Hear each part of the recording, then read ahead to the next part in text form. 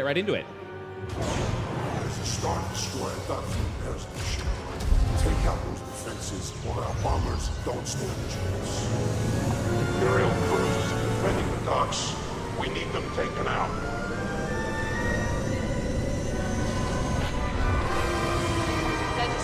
All right, Rob, so we're here, phase 1 of Starfighter Assault. What is the objective? Well, you can see the rebels need to take down the Imperial defenses. That's the turrets and the Imperial light cruisers need to be destroyed. And in the Empire, all they have to do is just make sure that they take out the rebel scum. That's right, just defend. Just like that right there. Wow. Boom, an A-Wing getting blown out of the sky by Narwhal Dave. So this is a new ship that we've never seen before in Star Wars Battlefront, the TIE Bomber. What is this class and what does it do? Yeah, it's our new bomber class. It's heavily armored and armed to the teeth. Really great for taking down objectives. You can see here, like you were saying, it is a tank. It does a lot of damage. One of my favorite abilities that it has is the multi-rockets, that it's able to shoot multiple rockets at multiple targets. Yeah, if you use those 2 abilities at once, you can have 5 missiles in the air. 5 missiles. Look at it just tearing through these X-Wings, these A-Wings. It's just getting the job done. Now here's another ship that we've seen before in Battlefront, but it's been reworked. It's a little different. This is the A-Wing, and it falls within the Interceptor class. How does it work, Rob? Well, it is the Interceptor class. It's fast and agile. It wasn't agile enough, though, unfortunately getting taken out. It's a bit of a glass cannon. It is most definitely a glass cannon. Now we have the Y-Wing, which is the bomber class, but for the rebels. How is it a little different from the TIE bomber that's right on its tail? I don't even think he knows he's there. He's attacking for the rebels. It's a Y-Wing. He's doing a bombing run, but no more. Now, Rob, we've seen a lot of ships flying around, the X-Wing and the TIE Fighter, definitely iconic ships in the Star Wars universe. Where do those fall into all of this? So they're a balanced class. They're quite good at dogfighting. Also, they can take on objectives. So they're kind of flexible. Flexible, but not flexible enough. Tommy T taking out these X-Wings. He's going ham right now, again, in that TIE bomber. He's going to work. There is Narwhal Dave. No, he was in the Y-Wing, and he just got rammed by a TIE bomber. Sorry, Dave. That's not cool. Not at all. Now, the Rebels are definitely doing a lot of work right now. They are melting through those Imperial light cruisers. Those, as you can see, X-Wing, like you said before, it's there to take out those objectives, and the X-Wing is just melting through it. 15% left on this first phase. It looks like this Imperial light cruiser is definitely going to go down.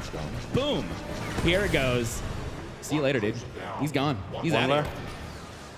Now, Y-Wing, you said, was there to take care of the objectives. He's doing this bombing run. He's definitely just tearing this Imperial light cruiser apart. And there it goes, the second one down. That's 2-2. Yeah, they did their jobs there. Moving on to the second phase. Rob, how does the second phase work in Starfighter Assault over Fondor? The rebels need to get into this tunnel and blow up all 4 shield projectors that are still protecting the dock. Okay, so, ooh. Ouch. You still have to watch out for those cinder turrets, though. Yeah, they're still there. All right, Rob, so we've been talking about all these ships. We haven't really mentioned the hero ships, and here's our first sight at Darth Maul's Scimitar. What is so unique about this Sith Lord ship? Well, there's a reason you haven't seen him very much. Because he's invisible. He's a stealth ship. I see, okay. And now here's another hero ship, Poe Dameron's Black 1 X-Wing. Rob, what's so special about this X-Wing? What makes it so different? Well, it's black. I got that part. What's different about it? Well, Poe's a natural leader, so he's got an area of effect that can help his friends out around him. Now, we also saw another hero ship. Hopefully, we'll be able to jump back into that. That is the Millennium Falcon, piloted by Han Solo and Chewbacca. Now, here is another iconic ship in the Star Wars universe, Boba Fett's Slave 1. Rob, what do we have to watch out for with this bounty hunter ship? Pretty much everything. Slave 1, he's got concussion missiles, he's got ion cannons, and a seismic charge. Seismic charge. What's so dangerous about a seismic charge, Rob? Well, in this closed environment, it's going to get a lot of kills. So it does a big old area effect burst. Hopefully we'll... That's it. That's the the big noise. Old boom. That was it. So he's definitely doing his job. He's using that mine to his objective, just trying to blow everybody apart that's trying to attack those shield generators. Now here we see Jack Frags piloting Darth Maul's Scimitar. He is just tearing everyone apart. You see he was taking some damage. He cloaked. He's using his targeting computer, and he also has those torpedoes to his advantage. He's doing great work. He's doing really, really well right now, just tearing everything apart. He's just going through, destroying those rebel scum. But you have to watch out for Star Wars Battlefront updates. He's in the Y-Wing, taking him out, and he does! Takes out Darth Maul's scimitar and also goes after that Imperial bomber as well. Now, there's not much left on the shield projector, but we do see Han Solo's Millennium Falcon for the first time up close and personal. Rob, what do we have to look for with the Millennium Falcon? You can see right here, Hans Falcon's taking an awful lot of damage, and that's what he's great at. He's a brawler. A brawler indeed. He's a big tank. He's got what looks like the entire Imperial fleet chasing after him. He is just doing what a tank should be doing. Aggroing. He's aggroing those guys through the objective, trying to give his buddies a chance to take out those shield projectors. The seismic charge going off again. Got the Y-Wings doing the bombing runs, taking out the shield projectors so they can move on to the next phase. We have 2% left. There's 50 reinforcements left. Narwhal Dave using Black 1 to chase after Slave 1 as they are going through, dipping and diving around the shield projectors. Unfortunately, it doesn't look like he's going to be able to take out Slave 1. The Rebels should still have this. The Rebels, I think so. They've got 40 reinforcements left, 2% left on the shield projectors. I think they're going to get it. Now we're getting a better look at Han Solo's Millennium Falcon. You see he's got some really cool abilities at his disposal as well. But we got Battlefield France doing what seems to be the last and final strafing run on the shield projectors. And he does end up taking them out, taking the Rebels to the third and final phase. Now, Rob, let's do a quick recap. We had phase 1, where the Rebels had to destroy the Imperial light cruisers. Then in phase 2, they had to destroy the shield projectors. And now we get to move on to phase 3. What's that all about? The Star Destroyer is still getting power from the dock, so the Rebels need to disable the power couplings, leaving the reactor core vulnerable. Now, once the reactor core is vulnerable, is it always available for destruction, or do they have to do anything else? They've got about a 30-second window to do as much damage as they can. And then the couplings will then come back down. That's right. All right.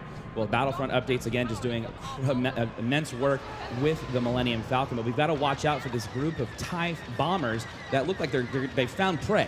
They smell blood in the water. They're going to be going after the Millennium Falcon. I don't want to give Battlefront updates. I want to tell him the odds, but he's got to watch out right here. He is a tank, but 2 bombers on him, I'm not so sure. I mean, that's about 10 rockets. I mean, I'm not the best at math. I think that's 10 rockets that he has to watch out for. These TIE bombers are staying on the rear of the Millennium Falcon. They keep on getting those locks. Multiple missiles going after him. I don't think he's going to be able to make it. He's evading pretty well so far. He's doing a great job, but unfortunately, no. The Millennium Falcon is taken out of the fight, but Narwhal Dave is right behind those enemy TIE bombers, trying to take them out. He is an ace pilot. Looks like he's doing a lot of work right now. As you see, he's using those dual proton torpedoes, taking out the first TIE bomber. He's getting a little bit of damage using that astromech to repair the X-Wing, and then the weapon overcharge, where he's able to fire all of those lasers at the same time. 4 at the same time. Yeah, and unfortunately, he was trying to go after Slave 1, but wasn't able to do it. The power couplings have been disabled. The Rebels are doing a lot of damage to the reactor, but it doesn't look like there's enough. They have been re-enabled, and it looks like the Rebels are going to go back and try to get those couplings off of the... They'll get another chance. They will get another chance. That Millennium Falcon is doing a lot of work. Now, this is something we haven't really seen yet, Rob, is those Corvettes that have been kind of floating around doing some damage to the Empire. Let's talk a little bit about those. Well, I think that was the problem. The Empire didn't see them in phase 1, and now they're in phase 3, and it could be a lot of trouble for them. So these Corvettes are AI-controlled ships, and they are able to help the Rebels push through the different phases. That's right. They'll creep through the levels, doing damage to starfighters and objectives. You know, we're back on board with Narwhal Dave, who's in the X-Wing, and he is an amazing pilot. He is handling that X-Wing so well, Rob. You guys have done a fantastic job just rebuilding the controls for these starships. Yep, we rebuilt them all from the ground up, and they're all unique, every ship. That is so awesome. Again, back on board the Millennium Falcon, taking out those cinder turrets. It looks like the power couplings have been disabled again. The reactor core is going down, and that's it. It's been melted away. The Star Destroyer is gone. Victory for the Rebels.